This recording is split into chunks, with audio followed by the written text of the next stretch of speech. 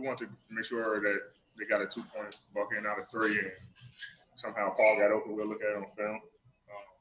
We made it 3, but we want to make sure that we come out and execute on the offensive end. It felt like a real game to me. You know, 2 teams battling. Obviously, it's always a good game between us two teams, and you know, the more and more that we used to this arena, the more easier it'll be. But I can't complain for the first game. Yep.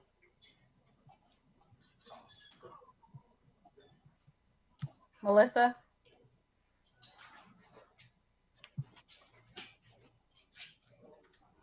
Hey, Dee.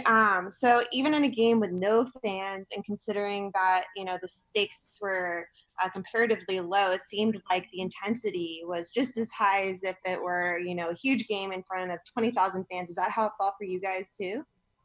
Yeah, I mean, you know, when we're out there playing, we don't really notice, you know, that there's no fans at the game or at the game.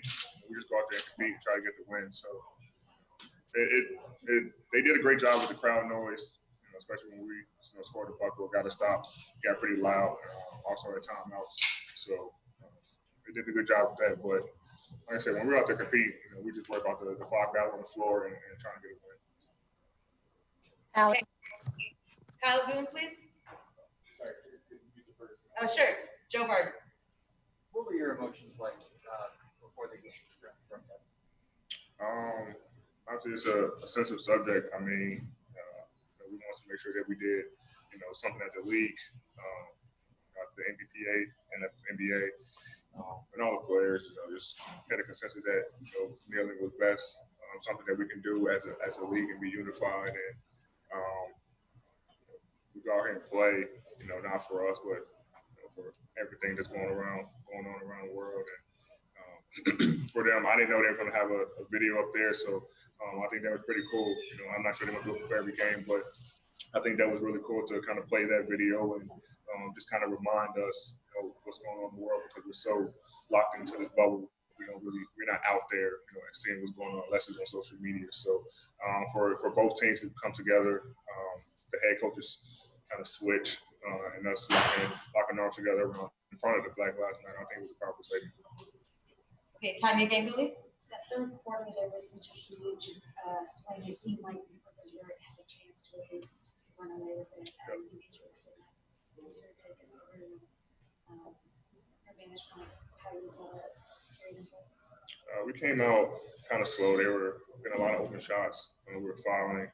We wasn't playing any defense. And we couldn't make shots. We had a couple bad shots, some open shots that we usually make. We just kind of stayed with it. We knew they were going to make a run. They made their run, got up 11, and we just wanted to make sure that we just kept playing, pick it up defensively, and we were able to do that.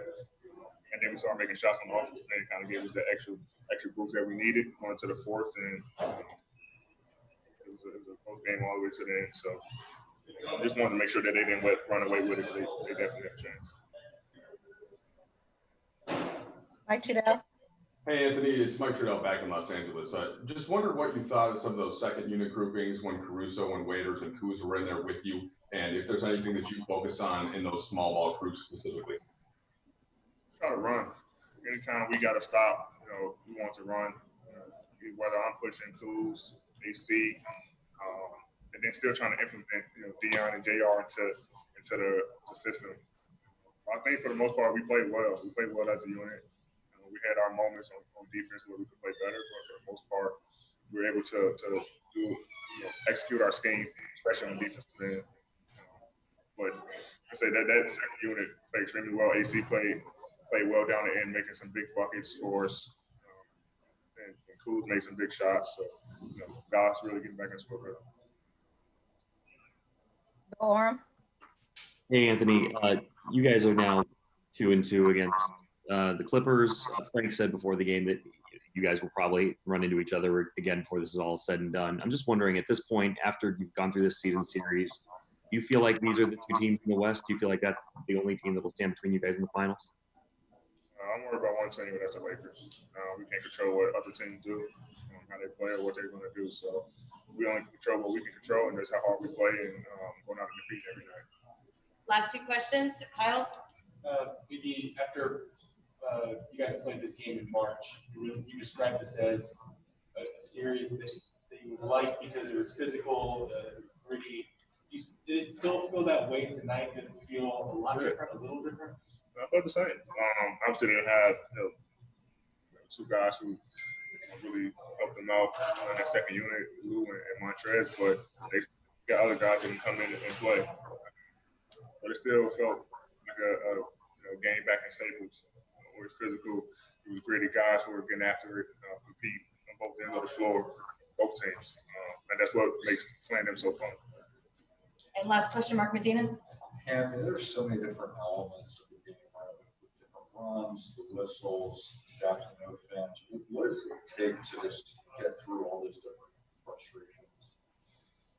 The refs hear everything we say now, so